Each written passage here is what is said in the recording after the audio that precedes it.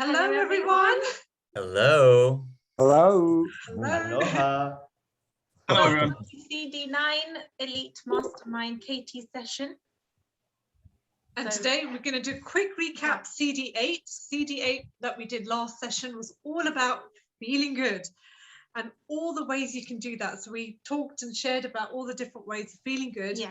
And just a general, summary of how to manifest your desires. Think about what you want with power and intensity, with long duration, and feel good about it. So does it feel good or feel bad? I can't remember. Mario smiling. I can't cope with Mario just smiling away.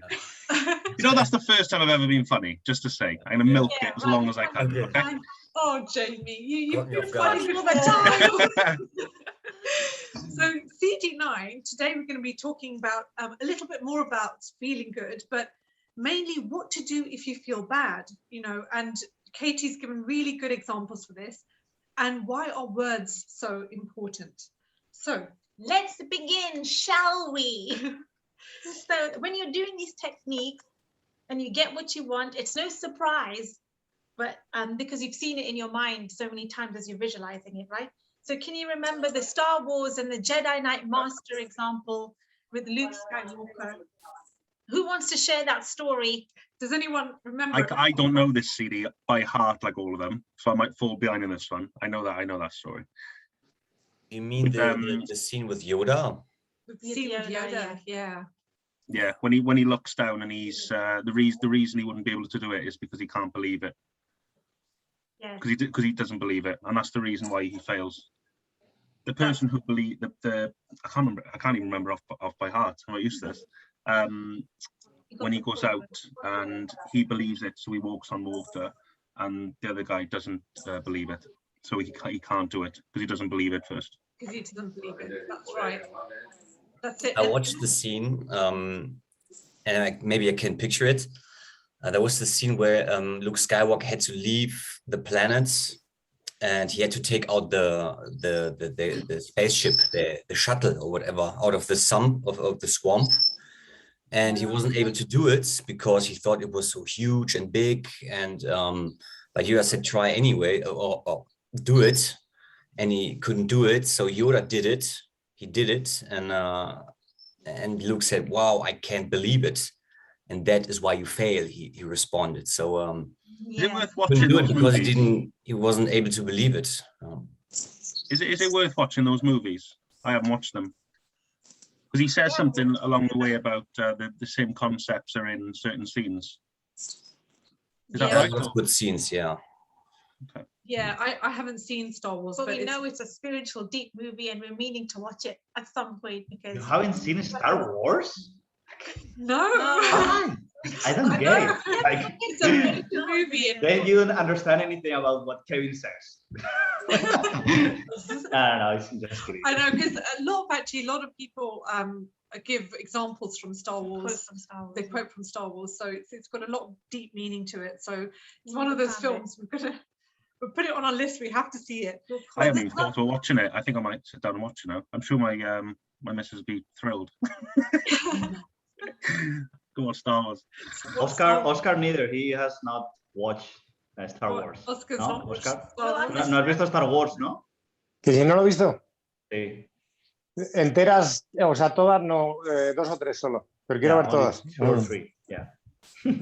Okay, that's interesting. We need to buckle up and watch it, I think.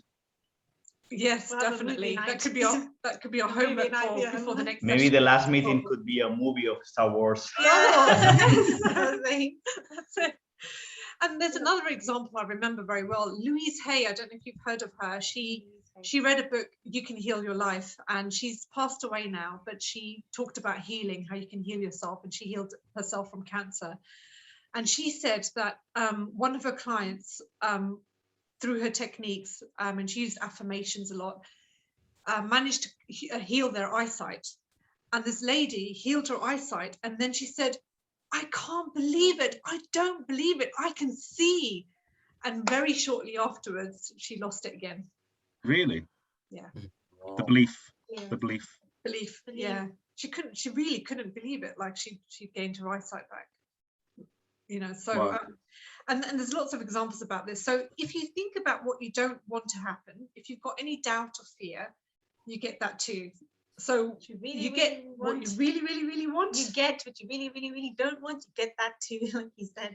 So this is why sometimes we struggle to get what we want, because the doubt and fear is coming into it. And it can very easily happen. And I'm sure we've all experienced this sometimes in our lives.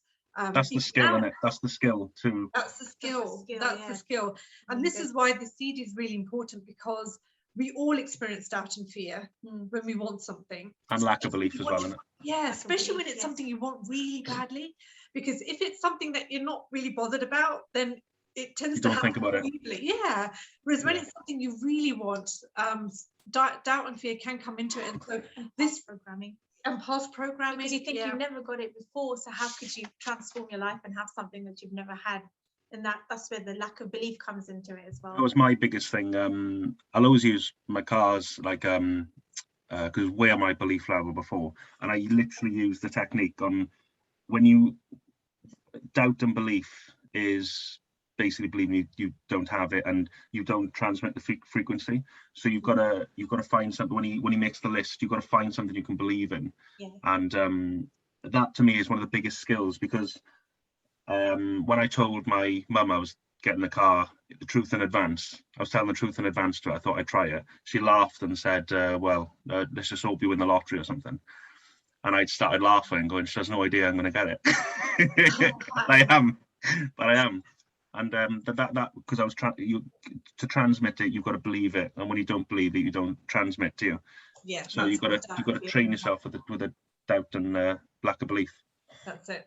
And that's where Kate also talks about how to increase belief levels as well, so that reduces doubt and fear. Yeah. So I love it when he says in CD9 that when you do this technique, you don't actually even have to do anything, but you'll automatically want to take inspired action. So just imagine when you feel really good, you don't want to just sit and do nothing. You want to do things. You suddenly feel motivated. You feel a surge of energy to do stuff. So automatically do stuff, you know. But he said actually it could also happen that way where you don't. You can manifest totally just with your mind itself. Yeah, and that's what he says. But most cases you always take action because you just take inspired action. And when circumstances, events, and situations present themselves to you, you act on it. You want to take that action. And that's where all the millionaires, when they look like they're working hard, they're not. That's it. Yeah, they're not. Some of them are, and they don't want to, but they're doing all the stuff, and they get the stuff, but not emotionally happy.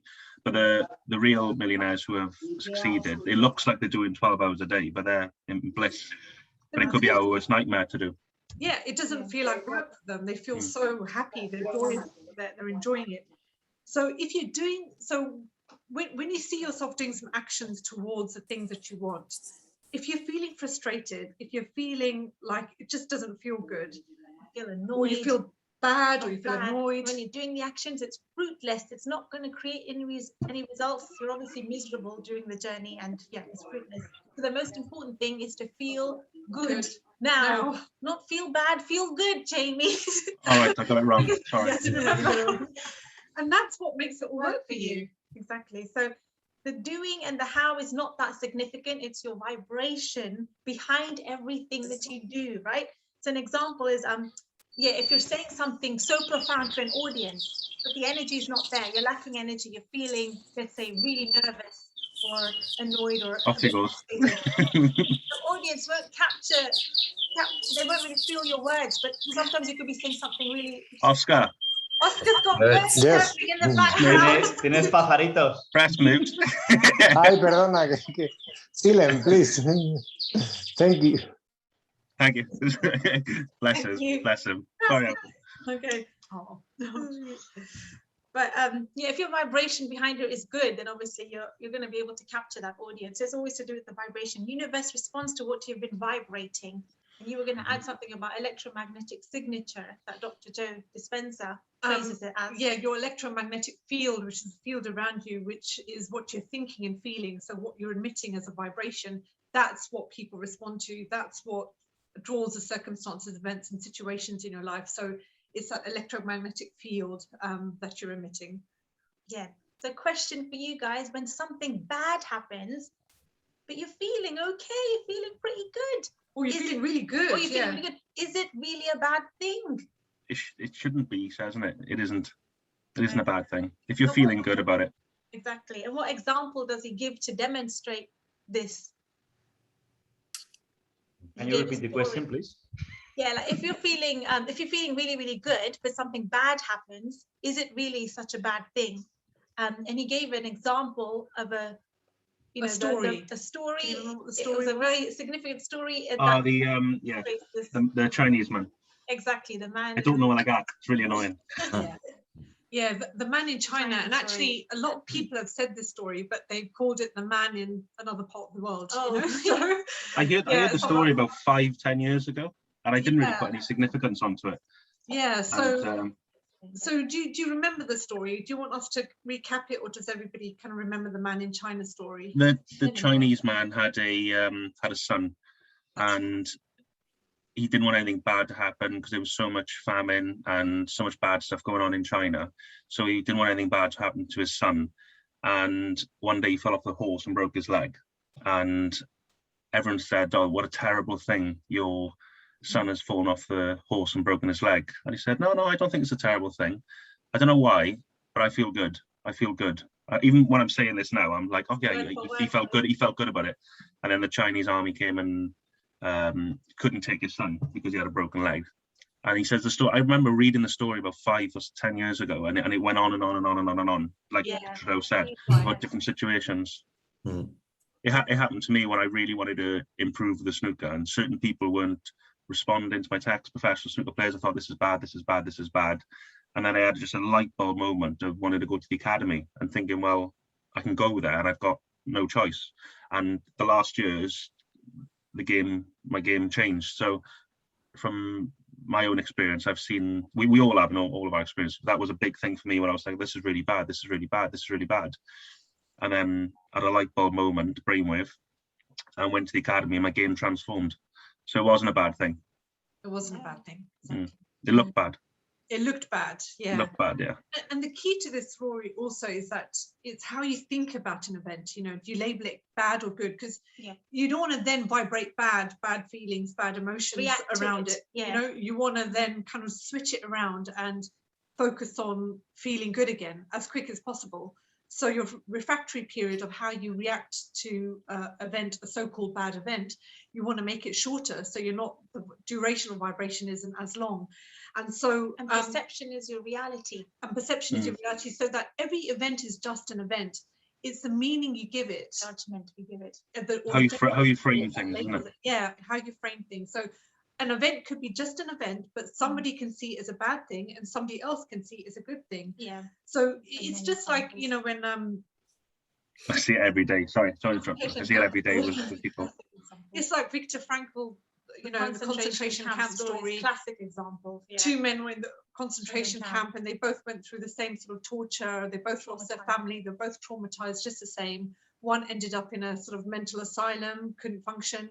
The other one went to become stronger, wrote a book about it, became very well known and became stronger through everything that he experienced. But they both experienced the same type of trauma, but they both responded in different ways. One took it as a way to grow and become stronger, and the other one back to your attitude's right, isn't it? Facts don't count.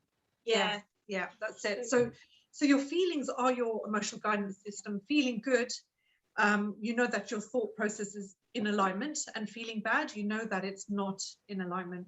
So there's something I want to add, Meenal, that Oscar said before about love, because he was saying that when you're feeling love, that's when you can create the most. Yes, love yes. is the highest vibration. It's the highest.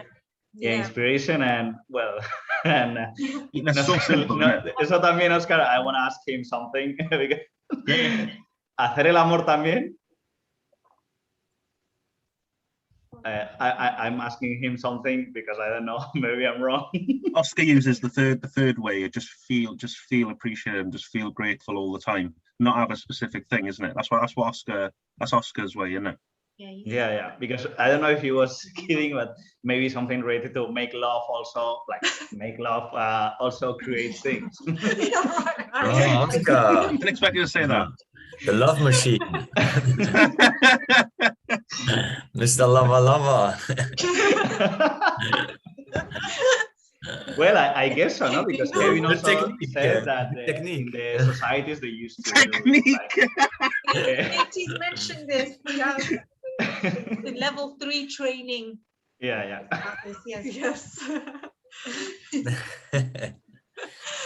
I think there's also the quote by Shakespeare who said that there's nothing good or bad, but our thinking makes it so. So that's right. a good Also in line with it, and I think where the rubber meets the road is when you see it something maybe in your life where you might think initially that this is bad, is realizing that you're thinking this and being able to detach yourself from feeling this and being like, hey, okay, take a step back and see, okay, maybe I'm being triggered here because I think this is bad, but hey, maybe it's not. Let's see and what happens, because this is good. This might turn out awesome, but I don't know the result yet, and I don't know where this is leading me. So by realizing this, you can take a step back and then see how it unfolds. And this is really an important thing to be aware at the moment. Yeah, definitely. Napoleon Hill say a lot in the whole book. Yes. Napoleon Hill. In Thinking. Napoleon Hill. Yes. ¿Qué dice? What does he say? Que habla mucho de ello, Napoleon Hill, en los libros. ¿Qué habla de qué? Mucho del poder de la energía sexual. Yeah, no. He's saying that Napoleon Hill is talking a lot about sexual energy in his books. That's at the top of the... Oscar, that's your favorite chapter, huh? Dice que es tu capítulo favorito. The transmutation stuff. Yes, it's a whole chapter on That was on level 3 as well. Yeah. He goes on about the flat tire as well. That's a similar thing, isn't it? I got a flat tire. Flat tire, yeah. Yeah, that's it. 2 weeks later, I was driving down the road and I had a flat tire. I was like, oh, the battery. I was like, my battery's gone out. I'm full of mum, my dad, my fiance going like, oh my God. They're like, you're nuts. I was like, I know. It's gonna happen. I wanted a new car. And I don't know if you might have all experienced this, that when something bad or a few bad things happen, it's only afterwards, and it could be even a month or a year later, you look back and you think, I'm so glad those things happened to me, because I won't be here right now doing what I'm doing now without those things. So you sometimes in the moment you can't see it as being in the midst of the storm. In the midst of the storm, you can't see where this is going to lead you, but it's only afterwards you realize, I'm so glad that happened to me. It was a blessing in disguise. Yeah, I'm so glad I went through those difficult or challenging experiences, because I'm here now stronger or doing what I'm doing now. And it happens so much to so many people, So it's I've always thought about this subject, but never actually put that much energy into it. But I am thinking about it a lot more now. I'm thinking, okay, that's really something I need to properly. Because when you wanted something and then something happens, you shouldn't be surprised. Like I wasn't surprised when things happened to me, but also just acknowledge. I've never actually thought how important it is, but it really is important, isn't it? Yes. Yeah. Because you are getting what you're asking for. Yeah. That's it. So also look at the words that you're saying as well, because that's also another indicator, not just for your feelings, but your words. And are you focusing on what you don't want, or are you focusing on that bad event, or are you looking forward and creating tomorrow with anticipation? So it's like me, I could lose my job in 2 months' time, 2 or 3 months' time. This is actually a real case scenario. Yes. So I did feel bad just for a moment. I'll say about an hour if I was to time it. I felt bad. It does seem bad. I really did. Yeah, and I really did. Yeah, and I felt a bit tearful, because I thought, gosh, I cannot believe this is happening. I'm going to lose my job, right?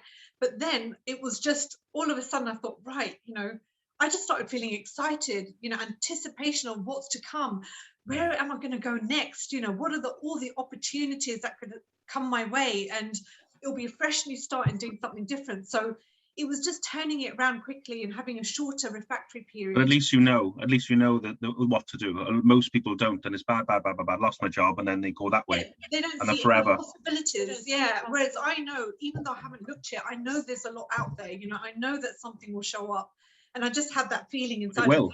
Yeah, It and will. something different, something more exciting, because I didn't want this anyway. I didn't want to be in this job anyway. So it just, you weren't happy there. So hey, this has to happen. Yeah, so things have to happen. Something drastic has to happen for me to then look elsewhere. So I'm, you know, that's just an example, but I'm sure we've all got examples when something like that happens. So the words we use, going back to the words that come out of our mouth automatically or in conversations that you have in your mind, is a really strong indicator. You know, what are you saying to yourself? And I don't know if you've read this book. It's called What, oh, you can't probably see it. It's What to say when you talk to yourself. What to That's say a to really Yeah, good what to yourself. say to your what to say when you talk to yourself. Does he It's mention quite- that? Does he mention that book? He does. It's on his book list. So Extended not book in reading CD9, but he No, mentioned it on his extended reading book list reading by list. Shad Helmstetter, and it's powerful techniques to program your potential for success. So that's what the book's for. But it's Cool. basically about what do you say to yourself? How do you talk to yourself? Your own self-talk. You know, not just what you say to others, but what's going on in there. You know, what are the words you're saying in your mind?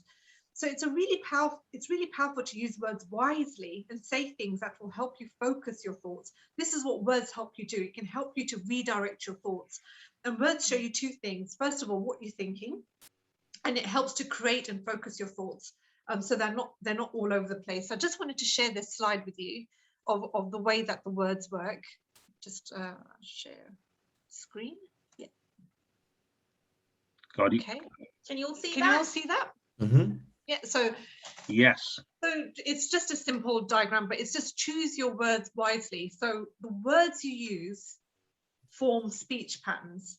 Now the speech patterns, there's many kind of speech patterns that we have. Yes. Do you have any examples of the type of speech patterns that What do you we think? would like to have in order to move closer to what we want?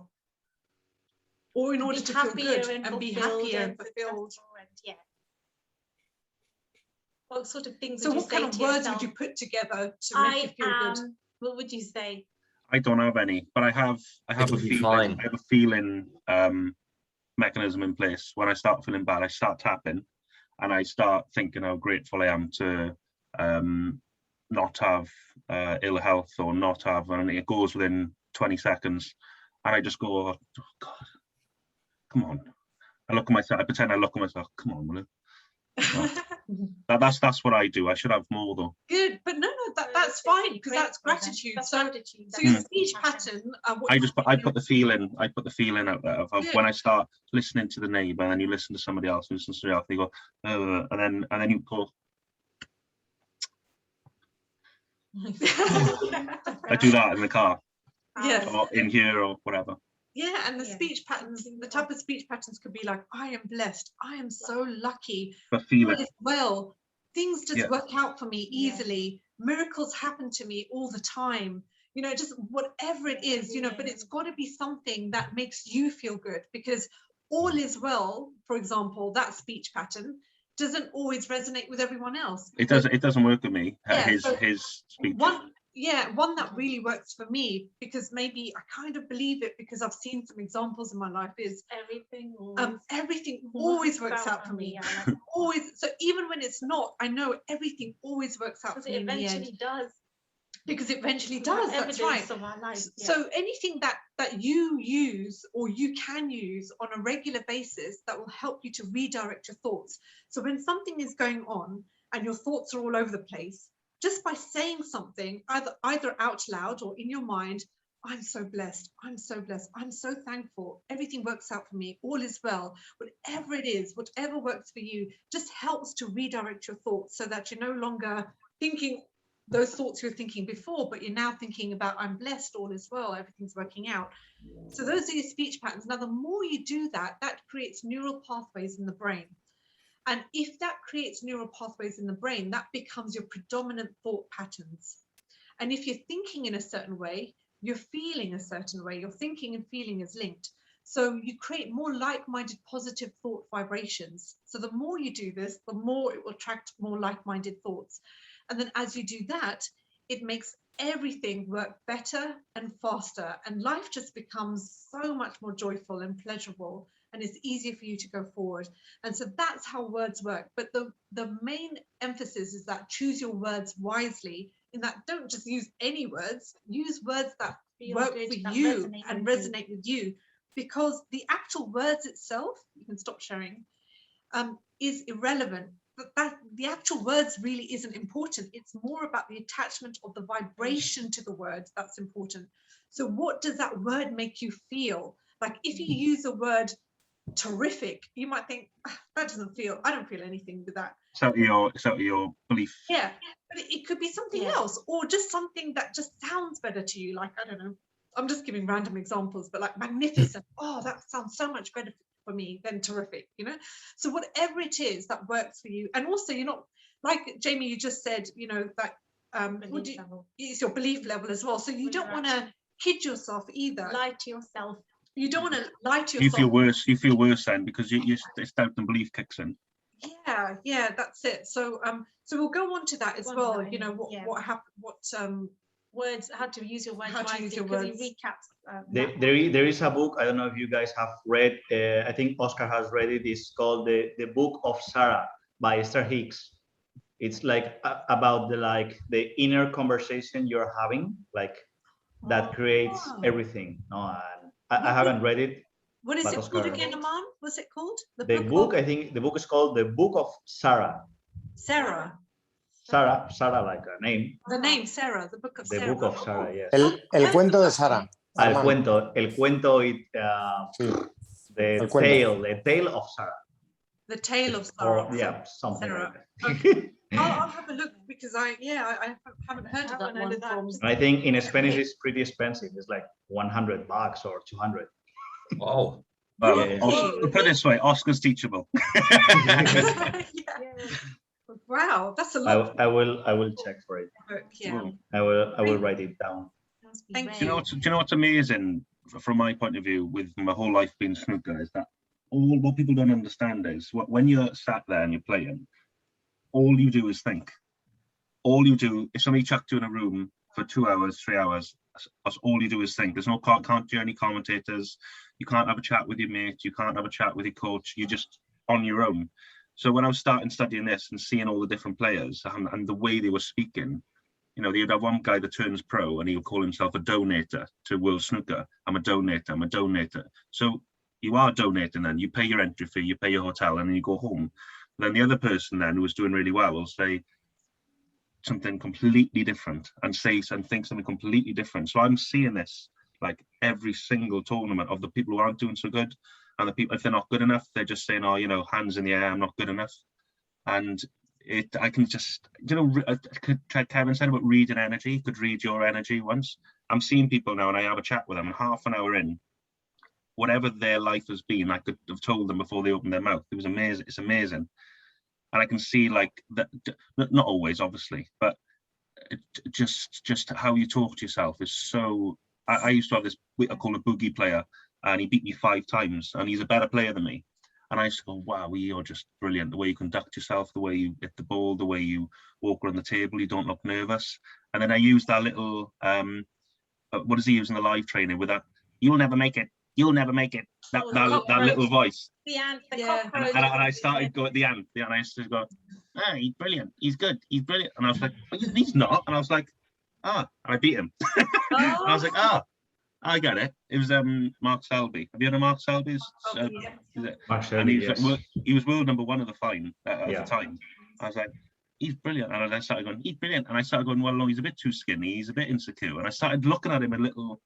And when I won the match, and I was like, oh, that was interesting. You know, half putting this stuff into life, not really sitting down. COVID is what made me sit down and absolutely hammer it and love it. And I don't know if I made any difference. Just wanted to share that, because you see it all the time with snooker players, because it's all constantly there. It's all in there. No exercising. You can't run around the pitch. You can't smash a ref. You can't do nothing. You just got to sit there like this and think properly. I think it's all in there, isn't it? It's all in the mind. All in the mind. And they say that there's a famous phrase where it's 95% of the mind, because there's players on the tour.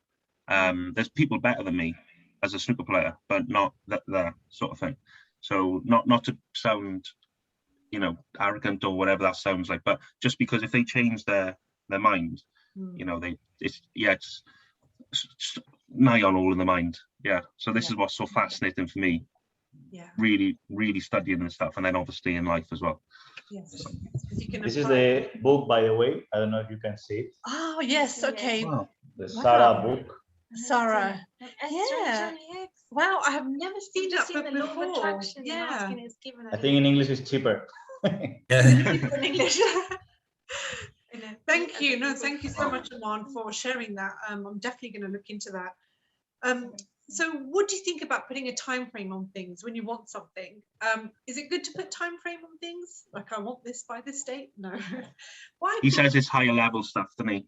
Yeah, because the universe, the universe works at the perfect speed, and we're not that smart. We can't figure out what the universe is going to do, and all the things and all the combinations and situations, everything that the universe is going to put together to get us where we want to be. It's divinely orchestrated. It's divinely orchestrated. Like, if you've heard of the chaos theory, it looks as if the universe, everything's chaotic, but actually there's perfect order within the chaos. And harmony. So nothing really is chaos, even though it looks like it. There's actually perfect order within that chaos. And so it's just we cannot perceive it with our five senses. We've got very limited perception of things when we're just using our five senses. So we can't figure out all the 99.99999% that's off our radar screen. We can't figure all of that out because we can't see it. So you can begin to feel what's there. You can begin to feel what's there. You have to learn how to feel, use your feelings, your intuition. So what does the quote from Katie's friend Herb Cohen mean when you can't negotiate anything? Yeah, in life and negotiation you have to care, but not that much. What does he mean? I think I know what he means by that, but can you elaborate on it? Really want it, but not really care if it comes in or not, because you don't need it. You've already got it in your mind. You don't need to experience it. So it's not there physically because you're experiencing it in your mind. And when you're experiencing it in your mind, I don't know if any of you have experienced this, but when you're experiencing something in your mind that you want, a smile will come onto your face. You will feel good. You'll feel so happy. And it hasn't even physically manifested, but you're feeling the feelings of it. And so that's caring, but not that much. Like you're having a good time internally, and it doesn't matter that it hasn't come yet because you just so know it will. So you let it go, that care, but not that much. You're kind of letting it go. You're just like, I know it's there. I don't need to worry about it. It's like the check that's on its way on FedExpress, and it hasn't arrived in your hands physically, the money, but it's guaranteed 100%. It's on its way.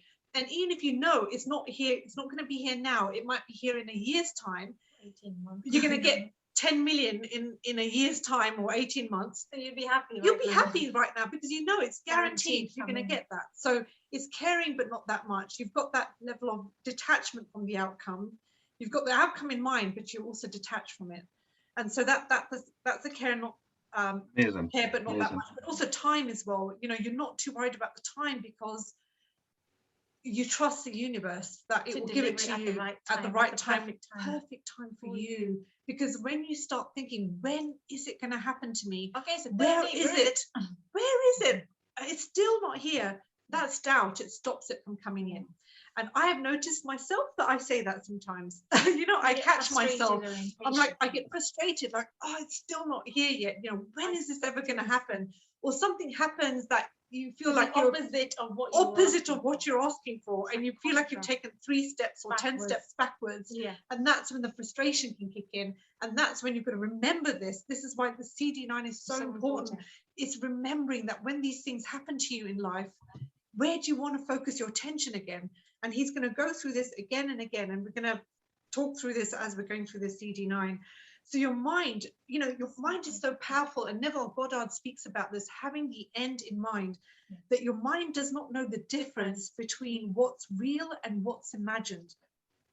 So there's this guy called Justin Perry on YouTube. He came up with the You Are Creators YouTube channel. He's got almost 2 million YouTube subscribers, but he basically used the power of affirmations. He's obsessed with Neville Goddard's teachings, and he manifested his dream house this way. He said, I experienced it in my mind so vividly, so much clarity, so many millions times, of times, you know, with repetition.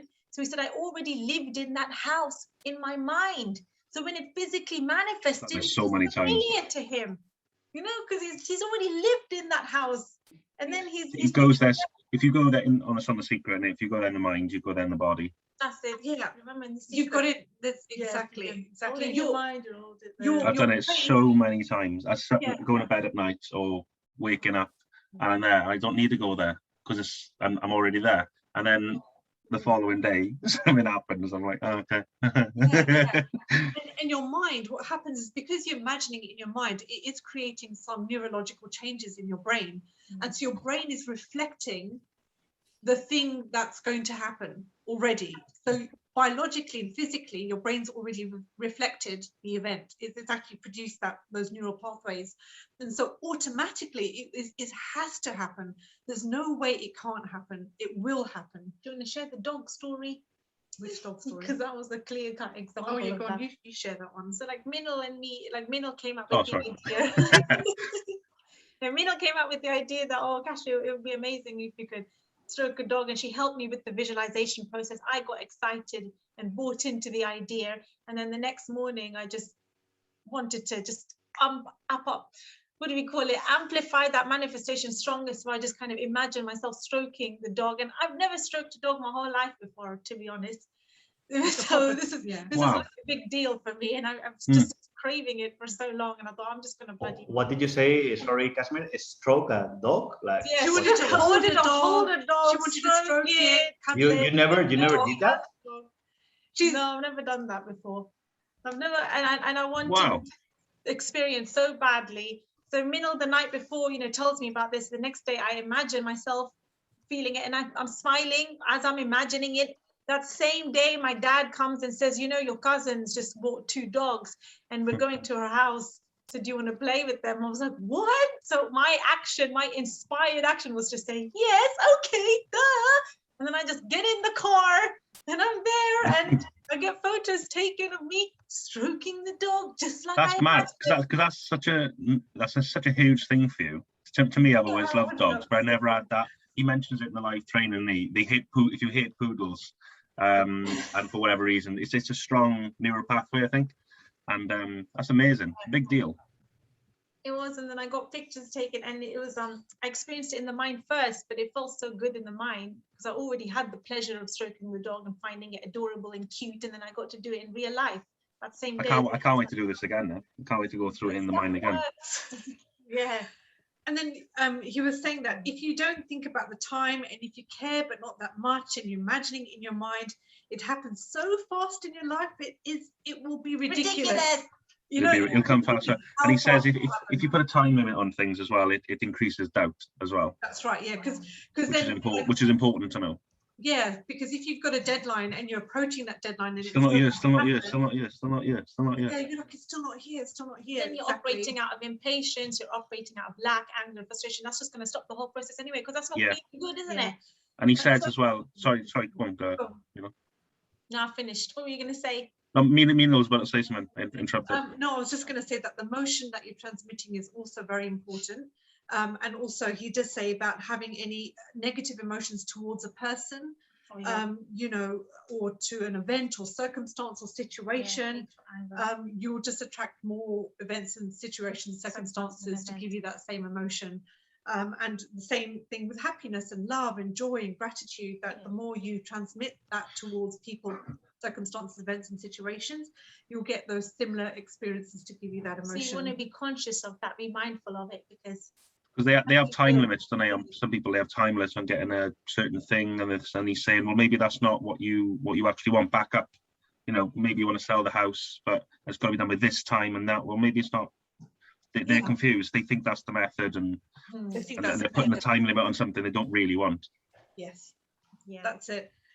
And then, you know, this goes back to, we kind of asked this question before, but, you know, what if you're feeling super great, happy, singing, smiling, and you're really vibing high, right, for a long period of time, and then something bad happens, like you lose your job.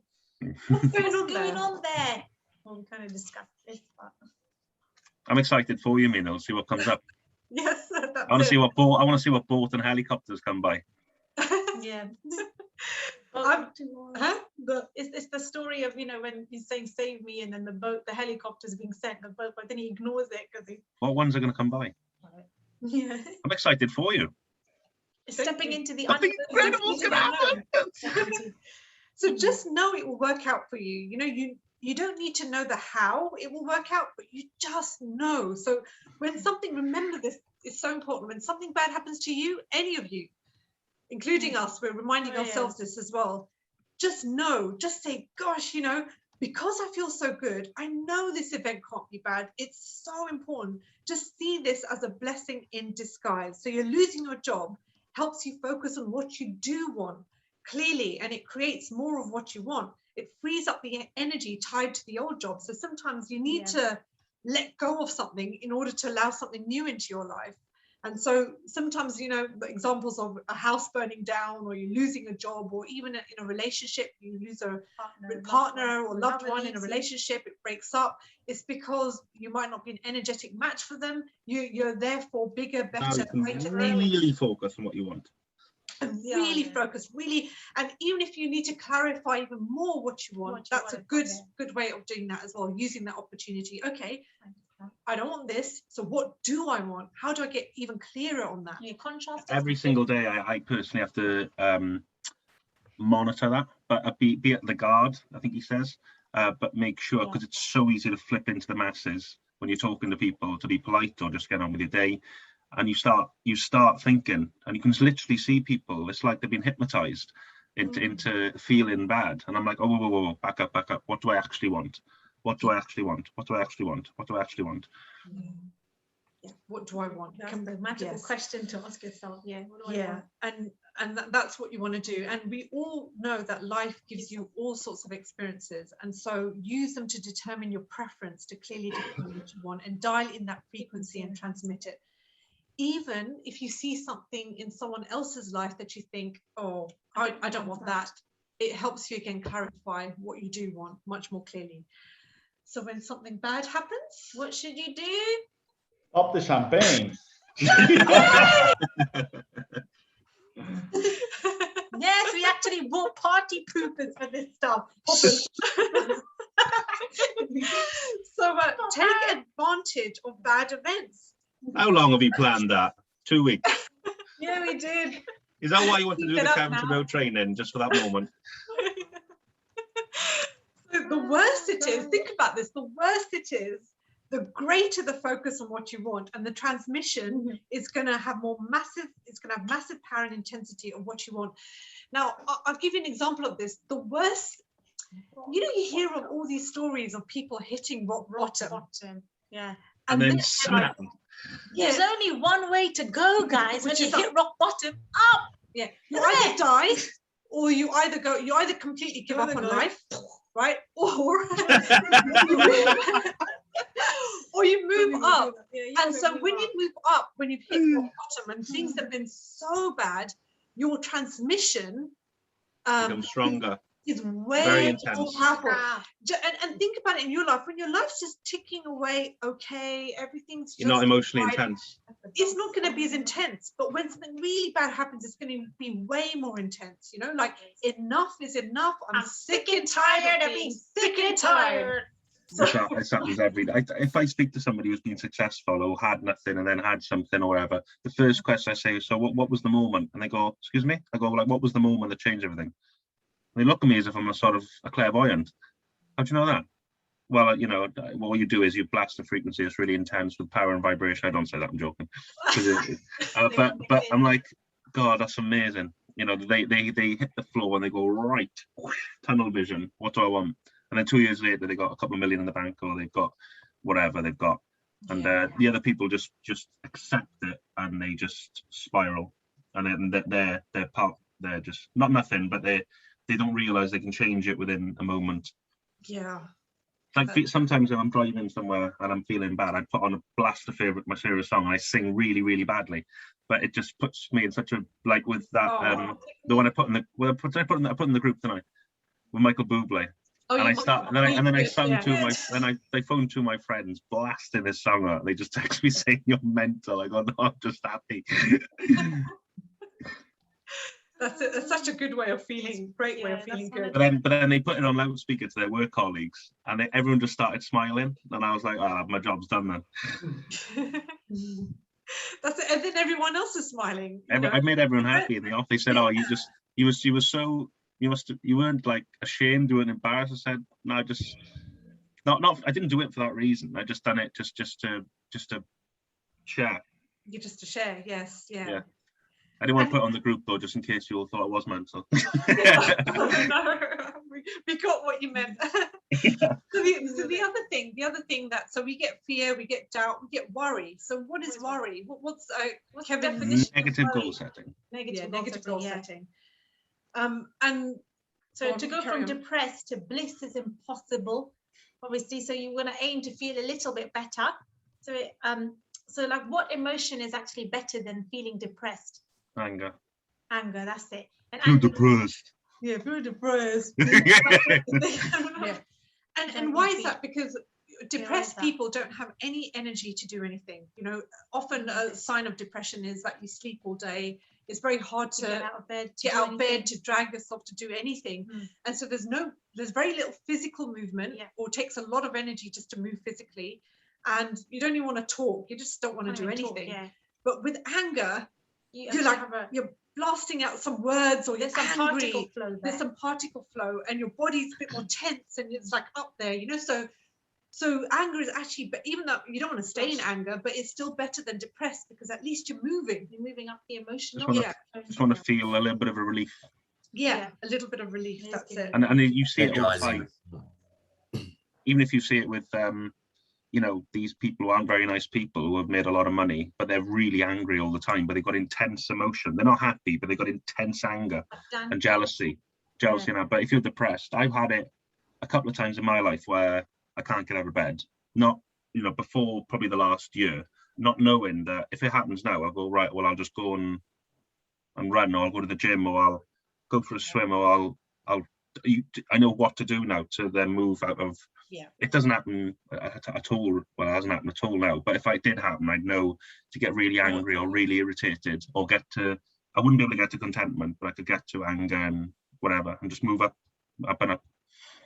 That's it. And Mario, were you going to say something? Yeah, about the anger. It's energizing. It gives you energy. Yeah, it does. While being depressed is your low energy. You can't do anything. It's like you're lacking esteem. Yeah. There's also, like, I watched on YouTube a video with Jim Carrey. He's woke now, and he's talking about where he, from early on, he developed a character, which his name is Jim Carrey. And as being an actor, he had to take on a lot of roles, and he realized that also his original role, Jim Carrey, is also a character he's playing. And he states that depression is like depression is like having the need for deep rest from the character you are playing. Because you're always playing somebody, personality. Yes. So can you repeat that, Mario? What does he mean by that? So he's saying it's a deep rest, depression. Yeah, I mean, he's saying you need to have. Is he saying you need to have it? Is he? No, it's that when you're depressed, you're playing a character which you're needing deep rest from. You're not playing a good role. You have a lot of like personality comes from the Greek word persona, which means mask. Was a time in Greek when women were not allowed on stage, so men wear masks, which was called a persona, and which this is. We all have personalities, but this is not the true essence self we are. We're always playing a role, like a character. And when you're depressed, he says that he had to let go of that character because his body was saying, hey, you can't do this anymore. You know, this is change the character, change your personality, and you also change how you feel. You know, there's all relevant to what we're saying as well, isn't it? Yeah, and Jim Carrey is a very wise person. He has gone through a lot of transformation during his whole life, and thinking that fame and fortune makes you happy. Then he brought out a statement saying, "I wish everybody can get famous and wealthy to realize it's not everything." Then he probably reverted because he had everything. And then Tyson Fury, have you heard of him, guys? With the boxer. Have you heard of him? He's got a video on YouTube, 15 minutes, about talking about his depression, and so it's not everything. And then they go back then, don't they? I think they try and find the meaning of life, and it's basically what we're studying. They're trying to find something. They were trying to find something that wasn't there, and now they're going back to finding happiness. They're trying to find out closer. They're getting closer to who they really are. And, you know, when you're playing this facade, this personality, or what you feel other people want to see, and also you're not addressing the real stuff that's going on deep down inside, then that can lead to depression. And so once you find who you really are and become whole and complete and more authentic, then that's when you know your true self. And everyone that's the miracle. The miracle is the five. It's not the 5-second miracle, but it's knowing. Trying to find out who you are. It's also the relationship you have with yourself is the most important one. It's a great book, but actually, it's about what to say when you talk about yourself. When you talk to yourself. That's See, trying to be funny again. Get a soul mate, as in mate with your soul. As in soul mate. Get the relationship with you is the most important thing. Most important. Be happy alone. Yeah, I mean, and also from the training, there's also this quote: if you don't love yourself, nobody else will love you. And that's so deep and true. And so start by loving yourself, and everything else will unfold, but you start with yourself first. You have to start with yourself. You can't expect anybody else to love you first if you don't love yourself. They mention it in The Secret as well, don't they? Excuse me? They mention it in The Secret as well. Yeah. How can you enjoy your own company if nobody else enjoys your company? So I think that's everything. I think that's so important to listen to remember, isn't it? Yeah, definitely. Almost like the foundation of everything. So the debt example. So I don't have. So example of the debt. You know, I don't have any idea of how I'm going to get out of debt, but I know something will present itself. I'm sure everything will work out for me. So you're looking at some thought or feeling that's going to make you feel a little bit better. You know, so even if you're like in a dire situation like that. So, and then also look at what you already have. So give gratitude for the things that you already have in your life. That makes you feel better. And remember, you're not kidding yourself. So let's say you're in debt. You're not going to just say, oh, but I'm going to have millions tomorrow or something. Or abundant, because you might not be really feeling it. So you're just reaching out for that better feeling thought. You know, something that's going to make you feel that little bit better. So which is what Abraham Hicks teaches. Some relief. Better feeling thought. Maybe I'll never get out of that. Maybe I'll go through the rest of my life. You know, that's okay. At least I'm not ill. I think he says ill, doesn't he? He said, at least I'm not in a country living on dirt. And if you are living in a country living on dirt, at least you're not living on wet dirt. He says it on something else. So Katie mentions the power of words again. He said you can use your words to make you feel good, but don't lie to yourself. So just like what we're saying, you know, if you say how are you, and you had a really rough night, you're not going to say, oh, I feel terrific, I feel fantastic. I've done that loads of times before knowing this. And you can say something like, you know, I feel like I've been hit in the stomach, but I'm working on it. Better every day. And I'll feel better by the end of the day, or something like that. My friend has built a business. It's worth about £2 million now. He's working in a call center for 10 years, and he's just finished in his relationship with his fiance after 11 years. I said, hi, Andrew, right? No, I'm absolutely terrible, but thanks for asking, he said. But he didn't put a mask on. He just straight away said, I'm not feeling good. No, I'll get better. I'm getting there. I'm going for a walk tomorrow. And he's doing it. He's not studying any of this stuff, but doing it unconsciously. Unconsciously. I can feel like he's feeling just a little bit better. He's not going to bliss. It's impossible. Yes, yeah, but he's Yeah, feeling that that's bit an better. accurate statement then of how Yeah. you answer the question. Yeah. Was.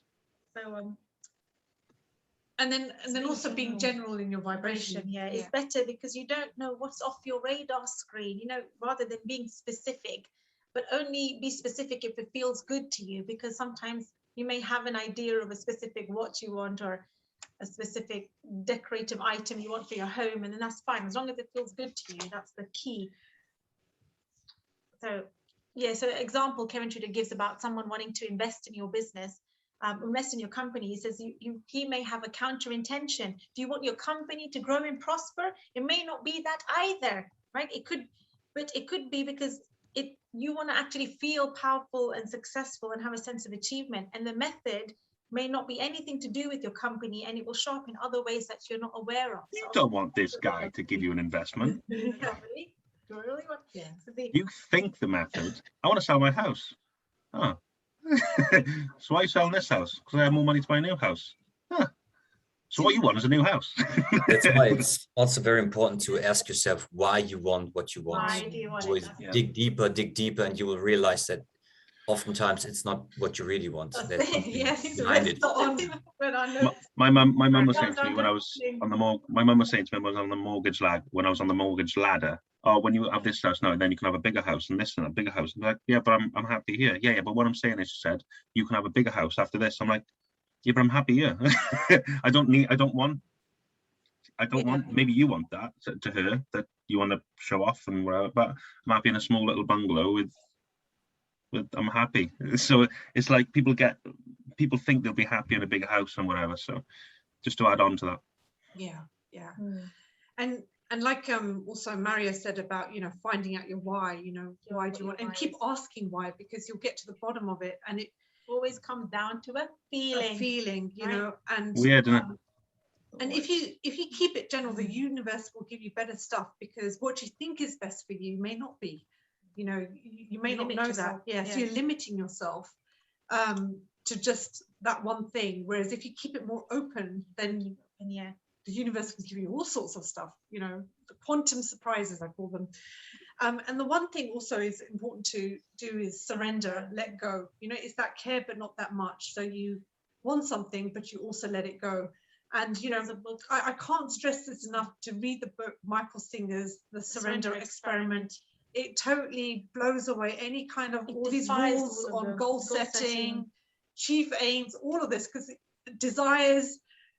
He just let go every time the universe presented something to him. He ended up being a CEO of $1 billion company. He still lives in the same little house. He wears the same clothes, whether he's interviewed by Tony Robbins, Oprah Winfrey. He's up on stage. 6 years ago, right now, you see him on YouTube. He's not that on social media that much at all. But when you do see him, he's wearing the same clothes. He's a billionaire, and humble, he's very humble and very simple. Thing is, he was a meditating hippie in the woods in the 1970s. That's all he wanted to do, was to be in solitude and meditate all day long. Yeah, he didn't have a desire to make loads of money. Yeah, he has no financial education. He just needed enough. He was sleeping in his van some of the time. You know, he was completely detached from sort of worldly stuff. Yeah. But he then realized he needs to surrender every time the universe presents something to him. So people kept attracting, you know, coming towards him and wanting him to do things. And then he just surrendered every time. Let go, let go, let go. And one thing led to another. And you'll see through the book that he ended up being a billionaire. Well, maybe he never asked for that. He never wanted. He never even asked for it. But he just ended up just by surrendering and letting go. And the end of the book is a bit of a climax, that something really bad happens. But again, he surrenders through the whole process. You know, seemingly bad. You know, we say bad, but you know, it's how you label the event. And he just surrendered, let go, and then everything worked out in his favor. So he was probably happier in the woods, though, in like a hippie. Yeah. People. I think this is one of the biggest things. Most people think you need, obviously to us guys, we sort of know, but a lot of people, they think you need all the time. Like I don't buy many clothes. I bought one t-shirt, this one, a couple of days ago, and I was like, that's lovely, because I really wanted it. But I don't need to go out and buy, you know, expensive clothes and this and that, because you just personally, if people are happy doing that, they are. But some people in snooker, they win a bit of money or they do this and they go out and buy like stupid expensive, which is fine if you're happy, but not for me. Just do what makes you happy, like within this stuff. So he was probably happier in the woods. He was happy whatever he did. So because he learned to just surrender, he was never emotionally attached to the event that was happening outside of him. So he was what Kevin Trudeau talks about is liberation. You feel so free. True freedom is when you're not reactive to the outside, whatever's happening. You know, everything, nothing else to lose, good or bad or whatever. It's all just an event. And any emotions that come up, he's able to let go of them, let go, continuously surrendering. And then what happens is just life unfolds, you know, most magically. Carries you. Life just carries you. You know, so you're no longer trying or efforting because you're constantly letting go. You don't even have to think about what you want. You don't have to think about the next step because it just kind of, the universe presents itself the next step to you. So you're in flow. He's in flow all the time. So this is where Oscar's been amazing, because he's just concentrating on the appreciation, the love, the gratitude, and not caring about the stuff. I you know, from what I know Oscar, and like as far as I know, it's the third method. I think you can kind of want something, you can absolutely want this certain thing because you want the feeling for it, or just feel because you get good, which is better because you feel better and get better stuff anyway. Yeah, and gratitude and appreciation is the greatest state of receivership. So you're already saying to the universe, thank you so much, I've got all of this. That's an excellent vibration to be at, because you're always going to get more things to be thankful for, and grateful. You never know what you're going to expect either, because it's not specific. So the next question is, what's important about writing down your goals and your dreams with white paper and blue ink? What's the importance of it? Writing down your goals. What's the question? Sorry. So what's important about writing down your goals and dreams on white paper and blue ink? The act of writing, what does he say about that? I'm gonna keep going. It does create more neural pathways or stronger ones. It's through your movement with your hands, there's more engagement in the brain, and therefore you vibrate higher. That's right. Yeah, you're literally blasting out an intense. You can't go into all the scientific stuff. He says when you are writing on a phone like this, you only put on you only blast out was it 4? Say I'll call it, this isn't it, but I'll call it 4 frequencies. When you're writing down, you're blasting out tens and tens of thousands of because it's the movement. And it doesn't matter what language, because it's the same. You're putting yourself in. It's like you're putting yourself in the mode of having it. Yeah. It creates so many movements. When you write down over 10,000 movements when you're actually writing. So you're creating neural pathways in your brain. Whereas when you're typing things into the computer, it's actually only 8 movements, because you have 4 fingers here. So you've got 4 on the keyboard. That's where you got the 8 from. I realized. So your neural They only have 2. Pro. Or even or 2, or even 1. If they're really slow and they type like that, they type like this. So your neural pathways grow and feel better, and you remember and focus more when you actually write things down. And I'm telling you, this happens to me when I'm holding my book club sessions. Even though I read the book, and I read a book, I don't know, 4 or 5 times, when I'm writing it down and I'm writing the notes down, it really sinks in much more. And I'll remember it like so much more when I'm writing it down. So or when you're scripting about your dreams, your ideal life, like when you do your scripting as well, it's energizing. It feels really good. You're actually happy while you're writing down, oh, I'm going here, I'm doing this. To me personally, that's like a given now. I think whenever I want something, or I want to have the feeling of it, I go straight to my pad, even if it's at night watching a film, or if it's watching something, or reading. If I'm reading a book, I just instantly, if I'm having a coffee in the morning, I just instantly, I don't even look at the phone or computer. I just instantly write now. I think we all do, don't we? Yeah. And the pen and the paper have vibration as well, don't they? He says. Yes. The color has vibration. So the blue ink. You know what he told me? I asked him. He actually personally told Meenal on the phone when he called us. Really, about the blue color? About the blue color. He said, I know I didn't expand on that in the audio. Because the significance of the blue pen is, he said, all colors have a vibration. I was like, oh yes. And then So I think your brain something about receives the it. color of blue. Something about the It color of carries a blue. It vibration carries a of, vibration, and it helps Creativity. I your think. brain can receive it better or something. Or Yeah. I can't. It's actually to do with remember the fact full that answer. colors, hold a vibration as well. Even when you wear different colored shirts, if you wear blue, it's symbolic of maybe a happier color. If you wear red, it's more daring and more. It's actually stimulating more of the lower chakras if you wear red, and if you wear yellow, it's more like of a daylight color. It's more approachable. People will approach you more because you're wearing yellow. Colors have a psychological effect. Yeah, because with fast food restaurants, they always use red, don't they? Because red makes you hungry. Yeah, I think I'm not going to preach. Yes. I'm not going to preach and say I'm right, but apparently you look at McDonald's, KFC. I know Subway does this. Actually, I never noticed Red that. and yellow. Red, I can't remember. I can't remember if I wrote red it somewhere or it was like my. You read when I a was- lot.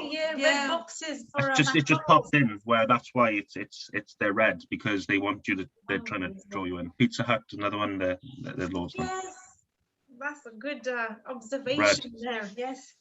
So I- that's I have another theory. I heard this from a gym member, but I didn't research it. It's blue is because you have the blue bloods, and actually your blood is blue, but when you see it, it's red because the light is shining on it. Something like that. Yeah. What? Blood is actually blue, like, but It's actually that's interesting. but when you see it, the light is shining in it, so it turns red. That sounds theory. We'll have to dig into that. See what's that. Yeah, that's interesting. But I didn't research it. There must be a reason why they called it blue bloods. There's a meaning to everything. If we just dig deeper and research. Yeah, there's always a meaning to something. So So when I wouldn't dismiss what you said. I'll be like, I'd be open to exploring and researching that. Yeah. yeah, good. there could be some truth in Truth that. in that. So I'm going to skip this bit because this is So this track bit. 7 and track 8. Yeah. So track 7 just recaps because we're coming to the end. I don't want to overrun the session. Spike past 4. Jeez. I know. So we're coming up to the end. Wow. So track 7 just recaps defining what you want and feeling good about it. And a few key points about this, just to remember: timing and emotions, right? So timing, you're thinking of the lack of, the lack comes in, or the doubt, or the fear. If you put Sorry to interfere. Oscar is saying that the blood of all of us is blue, is intense blue. Intense blue. I thought you were going to say it's there's love and sex in it. Sorry. Oh my God. And to get to the bottom of what you really want and define it in a way with as much freedom and flexibility and openness to the options so that the universe may present itself to you. So it's all about the feeling. So be a bit open and flexible in terms of, he's basically saying try and go general more and less specific. And when you think about what you want, you have to feel good. Otherwise, you're thinking about the lack of it. So your emotional guidance system, it's like the anticipation in Christmas time, presents are under the Christmas tree. Yeah. You're getting it, and Sitting in a seat and of you expectation. And what you want wants you. So feel good, get what you want. Feel bad, stops you from getting what you want. Very simple. And remember, you created everything in your life with your thinking, right? And you can predict the future. Why can you predict the future? Because you're creating it. You are the creator of it. So what all this work in be, do, and have, it all boils down to how do you feel? Do you wake up every morning thinking, yes, I can't wait to start the day on a Monday morning, and it's raining down, and it's like you've got like back-to-back meetings all day, and it's going to be a tough day, but you wake up feeling good.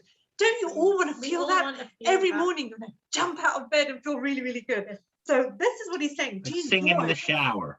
Singing in the shower, having fun, the roller coaster of life, because life gives you all sorts of things, all sorts of challenges and experiences, challenges, bad, good events, everything. And so are we going to enjoy the roller coaster of life?